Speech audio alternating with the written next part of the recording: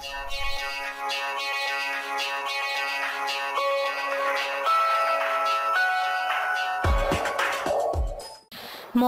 টাওয়ারের তেজস্ক্রিয়তা স্বাস্থ্যের জন্য ক্ষতিকর।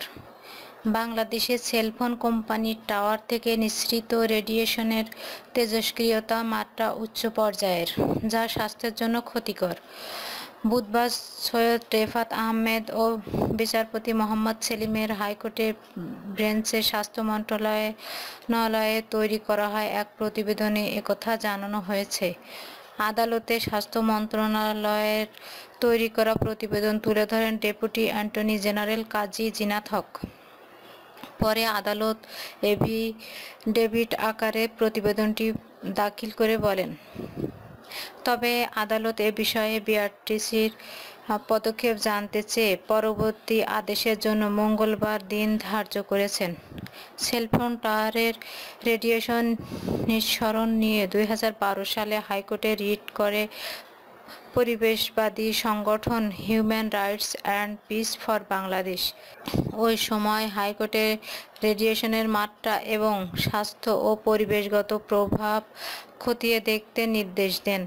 বাংলাদেশের আণবিক শক্তি কমিশনের চেয়ারম্যানকে বিভিন্ন মোবাইল কোম্পানির কয়েকটি মোবাইল ফোন টাওয়ার পরিদর্শন করে রেডিয়েশন বিষয়ে আদালতে একটি প্রতিবেদন দিতে বলেন।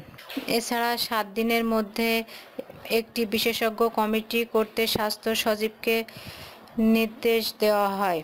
এ কমিটিতে বিজ্ঞানী ও সংশ্লিষ্ট বিষয়ে অধ্যাপক স্বাস্থ্য ও পরিবেশগত প্রভাব পরীক্ষা-নিরীক্ষা করে আদালতে প্রতিবেদন জমা দিতে বলা হয়।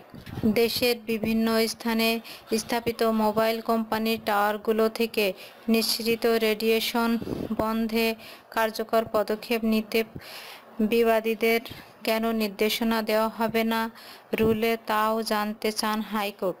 এরপর কমিটি নিয়ে নিরীক্ষা করে স্বাস্থ্যের ক্ষতির বিষয়টি প্রতিবেদনে উল্লেখ করে বিটিআরসিকে বলেছেন রেডিয়েশনের মাত্রা কমাতে। এই প্রতিবেদনটি মঙ্গলবারের মধ্যে হলফনামা আকারে জমা দিতে নির্দেশ দিয়েছেন আদালত।